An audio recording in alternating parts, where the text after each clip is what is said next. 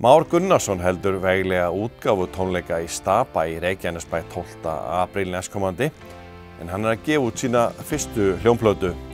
Með honum á sviðinu verður 7 manna hljómsveit, aðalega skipuð af færustu hljóðfæraleikurum Póllands, sem gera sér ferð til Íslands fyrir þetta tilefni. Sólborg Guðbrandsdóttir hitti Má í hljómahöllinni og ræddi við hann tónleikana og tónlistina. Ég sem sagt með útgáfutónleika 12. apríl í Stapanum og þetta verður mjög fjölbreytt sjó. Við verðum með pop, rock, rap, latino, country, instrumental music og þetta verður mjög fjölbreytt. Eins og nafnið gefur að kynna þá þetta útgáfutónleikar á minni fyrstu plötu sem ég tók upp í fyrra í Varsjá í Póllandi ásamt fagfólki þar.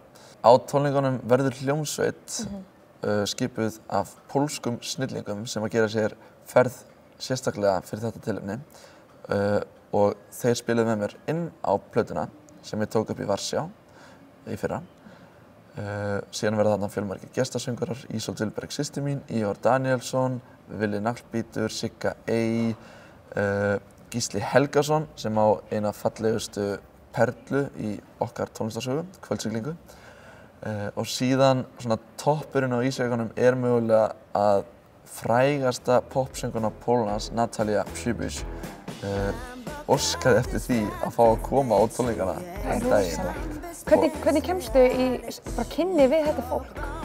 Málið að í fyrra fór ég til Kraká til þess að spila á stærstu góðgeratónleikum þar í landi, eða bara í Póllandi. Og þá var ég að tala um live í sjónvarpi, 32 milljónir og 16.000 manns bara í stadium. Og í gegnum þetta allt saman þá hafa opnast fyrir mér alveg rosalega margar dyr sem ég alveg ofboðslega þakklátur fyrir. Hvað ertu vanalega að semja? Ég bara veit það ekki. Ég semja einhvern veginn svona bara fyrir eftir hvað stuð ég er. Ég bara, já, basically eftir því bara í hvað stuð ég er. Hvað heldur þú orðið mikið af lögum eftir þig? Ég veit það ekki. Ég áörulega hátt í 70 en spurning hversu mikið af þeim ég spila ennþá. Ég meina, maður spilar ekki alltaf, maður einhvern veginn gleymir sömu lögum og þau bara niður í skúffu eða eitthvað. Hvað varstu gamall þegar þú byrjaðir að þessu? Ég hef alveg samið síðan ég var 9 ára en yngsta lagið á plötunni gerði ég í 9. bekk þegar ég tók þátt í hljómlistan Landamæra og gerði með Villi Naglbít lag sem heitir Ókunnlönd. Það hægt að finna það á netinu núna í þeirri útgáfu sem það á plötunni. Ég man hvernig það var þegar sólin hún satt bak við fjöllin og sagði mér frá. Hún sagði mér frá stað og ég spurði hana hvað þyrfti að gerast, svo fyndi ég hann. Mér langaði að spyrja aðeins líka bara fyrir utan þetta, varstu búin að gera rosalega góða hluti í sundinu?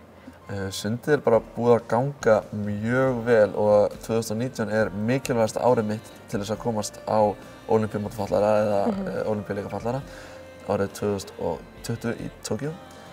Og núna bara mjög spennandi tímar framundan og í lok apríl verður svona sjáum við dálítið betur hvernig landið liggur og hverjir mínir möguleikar eru til þess að komast á leikana. Smá forvitnileg pæling, Már. Þegar þú ert í sundi, þá einhverjar tónlistarpælingar að kvikna hjá þér? Vinnur þetta svolítið saman kannski? Það gerist mjög oft þegar ég að synda og bara í mínum eigin heimi þarna undir vatnsyfirborðinu. Ég fer eitthvað að pæla mögulega einhver lög eða eins og núna það sem svo rosalega mikið að gera hjá mér, þá ég að undirbúa oft bara sýninguna í kollinum bara meðan ég að gera 20-50 metra eða alls konar af öllu þessu dóti sem við erum að gera. Þegar maður þarf kannski ekki að pæla alltaf mikið í sundtækni eða eitthvað svoleiðis. Þannig að ég ofta með hausinn alveg á útdopnu í lauginni. Svo bara beint heim á píanóið eða? Já, mjög oft það þannig að ég kem heim og fer beint að spila eða hljómsveitarhreyfingu eða eitthvað Tónlist, þetta ákveðið afl. Þú getur myndað svo rosalega mikið af tilfinningum eða stemmingu eða haft áhrif bara með tónlist. Þú getur spilað lag sem tilfinningaríkt, þú getur samið lag sem pólitískt, þú getur samið lag sem hefur áhrif á rosalega marga þætti og þess vegna getur tónlist nýst á mjög mörgum sviðum en fyrir mig náttúrulega bara tónlist eitthvað sem mér finnst gaman að gera og ég geri í alls konar alls konar myndum, hvort sem það sé að spila eitthvað hratt og kraftmikið eða eitthvað rólega balliðu. Hvernig áhrif viltu að tónlistin þín hafi á annað fólk? Bara að fólk njóti. Það er svo margir tónlistamenn Már sem að notast við nótur og svoleiðis þegar þeir eru að spila, en þú gerir það ekki? Nei, það ger ég ekki. Ég hef aldrei lesið nótur og kann ekki að lesa nótur og þannig ég læri bara allt eftir eyranu eða eitthvað svoleiðis, sko. Var það ekki Man þetta allt kannski saman. meira krefjandi heldur en kannski fyrir aðra sem að fá að læra þetta í gegnum það eða?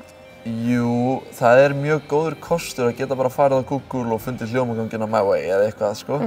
En ég held ofta að það getur jafnvel bara verið sterkari leikur að vera bara með þetta í kollinu vegna þess að ef ég ímynda mig spila á píanó með einhverja nótnabók fyrir framan mig, mér finnst það hálfleiðilegt.